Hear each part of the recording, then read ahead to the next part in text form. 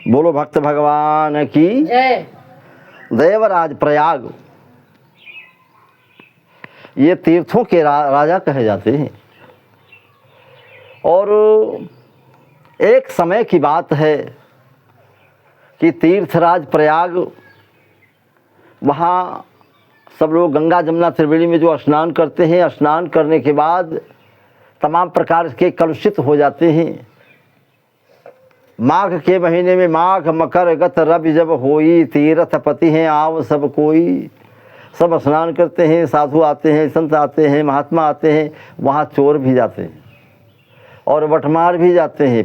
Police प्रशासन की बड़ी व्यवस्था रहती है, फिर भी वहाँ लोग रहते हैं, ऐसे भी होते हैं। साधु संत महात्मा और गंगा जमुना त्रिवेणी का संगम होता है तो गंगा जी दिखाई देती है। पानी तो एक में मिला है, लेकिन गंगा का निर्मल जल दिखाई देता है कि गंगा ये सफ़ेद पानी बह रहा है। और उसी से मिला हुआ जमुना का जल हल्का श्याम रंग का दिखाई दे, पानी एक में मिला है। गंगा जमुना हो गई और सरस्वती भी उसमें सम्मिलित है। सरस्वती सम्मिलित इस तरह से है कि सरस्वती दिखाई नहीं देती।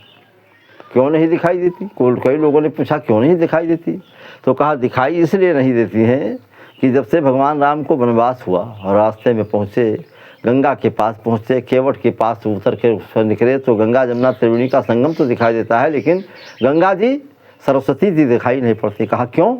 कहा इसलिए कि देवताओं के कार्य को सिद्ध करने के लिए देवताओं के द्वारा प्रेरणा दिए जाने पर सरस्वती ने ही पहुंच करके मंथरा की बुद्धि को भ्रमित किया था। और मंथरा की जिह्वा के ऊपर बैठ करके सब सरस्वती ने ही कैकेयी को भ्रमित किया और भ्रमित करके कैकेयी ने भगवान राम को वनवास दे दिया। ये काम सरस्वती के माध्यम से ही हुआ था।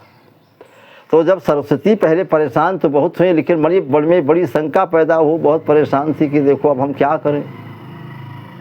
अब हम भगवान को वनवास देने में हमारा पहला हाथ होता है, संसार में हम क्या मुँह दिखाएंगे। तो गंगा तो दिखाई देती हैं, जमुना जी दिखाई देती हैं, लेकिन सरस्वती अदृश्य हो गई कि भगवान राम के सामने हम पहुँच करके क्या मुँह दिखाएंगे। सरस्वती जी अदृश्य हो गई, दिखाई नहीं देती है। तो भक्तों तमाम लोग वहाँ स्नान करने के जाते हैं, वहाँ कल्पवास भी करते हैं। ऐसे भक्त लोग, बड़े बड़े संत साधु महात्मा, यज्ञ होता है, पूजा पाठ होता है, प्रवचन होता है और बड़े बड़े लोग वहाँ आकर के कुछ ऐसे तो भागवत भंडारा भी करते हैं।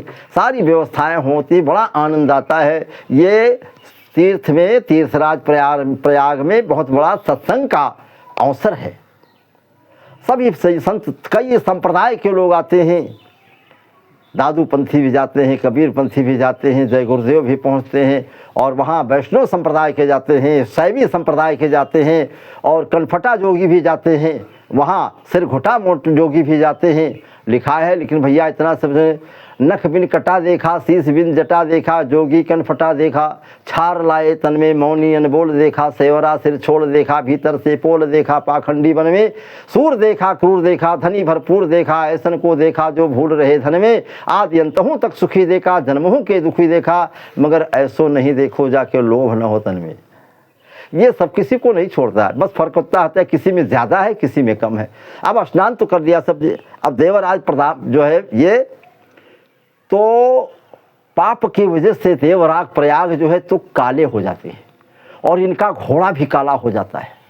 और इसके अब इनका निस्तारण करने के लिए क्या, जिस समय विक्रमादित्य का समय था, विक्रमादित्य के समय में ये देखा गया है, विक्रमादित्य ने देखा है कि रामनवमी का समय जब पहुंचा सरजू में स्नान करने का, उस समय देखा कि एक बड़े प्रातः काल देखा, सब लोग देख नहीं सकते हैं, कि एक राजा हाथ में तलवार को लिए हुए छत्र मुकुट के से काला घोड़ा को लेकर के चला, वहाँ से चलता चला आया और आ करके और सरजू में धारा में घुस गया अंदर और जा करके स्नान किया। कोई देखता नहीं। और धोने के बाद जब वहाँ से निकला तो ये घोड़ा भी एकदम सफ़ेद हो गया और जो व्यक्ति राजा था वो भी एकदम से चमचमाता हुआ सफ़ेद हो गया और यहाँ से वापस चले आते। आखिर वो था कौन?